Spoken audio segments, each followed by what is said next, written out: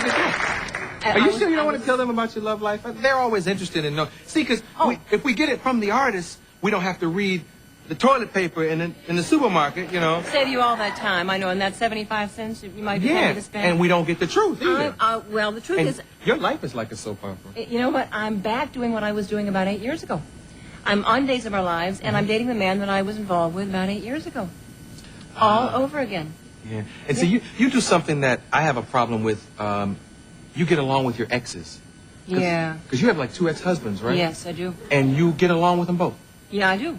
Why do you have a problem with that? That shouldn't be difficult for you. Because usually when you break up, whatever you broke up for, that's the reason you don't really need to hear from them.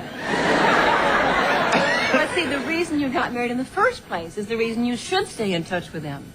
Because you can have a bad moment or a little kind of a rough area, but the reason you fell in love and got attracted and had a great time and had a lot of plans together and cared about each other doesn't go away. You just had a bad moment.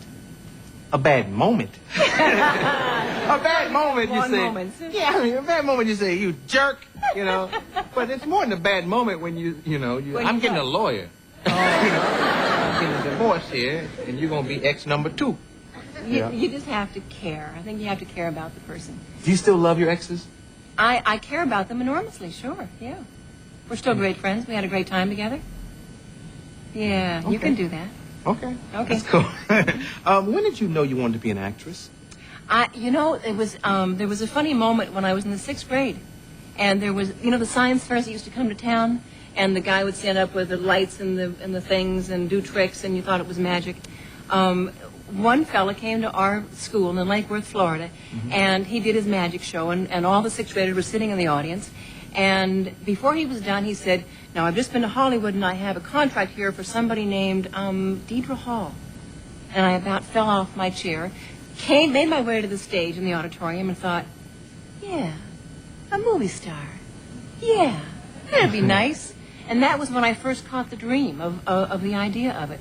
We did the show, and I helped him out on stage, and I went back when it was over and sat in my chair, and the show ended, and I waited, and they picked up the chairs, and I waited, and the school bell rang, and I waited, and he never came back. It was very sad. It turned out okay. But I went home, and I said to my mother, this man said this, and I think it might be kind of a fun thing to do. And she said, "Well, honey, you can do anything you want to do." Yeah. Yeah, what a mom, That's what we need to tell our kids. You bet. Anything at all. What's your favorite color? Blue? That's my favorite color, and last time I interviewed you, which was a long time ago, the only other time I interviewed you, long time ago, and you had on blue, not the same outfit, but you had on... Thank you for saying that. You had on blue that night also. I had on blue leather that night, too. Yep. Were you always this attractive? I mean, were you the homecoming queen? Were you the... No. I was one of those terrible, awkward, unattractive, gangly kids.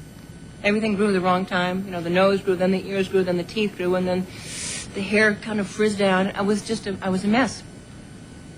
True. I have a hard time believing that, but all attractive women say that, I was talking to Jasmine Guy, and she said she played a crow in a play. When, like Wizard of Oz or something when she was little. And they wouldn't give her a costume, right? Well, that wasn't a mean thing to say. Very sensitive audience, They get upset about Donald Trump jokes, too. No, but, all beautiful women seem to have had ugly childhoods. Yeah, I played a tree once. And didn't even have a costume. Look at me, she had bark. No, that must have been very interesting. Were you a good tree? I was a very good tree. Would you, before we go to commercial, would you just give us a little bit of how you played a tree? My tree? Yes. Oh, I don't know. Well, just a little bit. I know you do it, but... Okay, you'll teach me to be a tree. Yeah. This is it. Just kind of stand gently. Just be rooted. Oh, okay. And wait till they leave for commercial. This is it? This is it.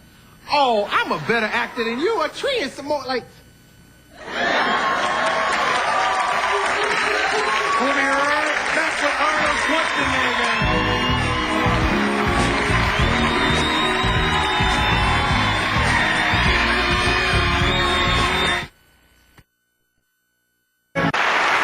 am not going to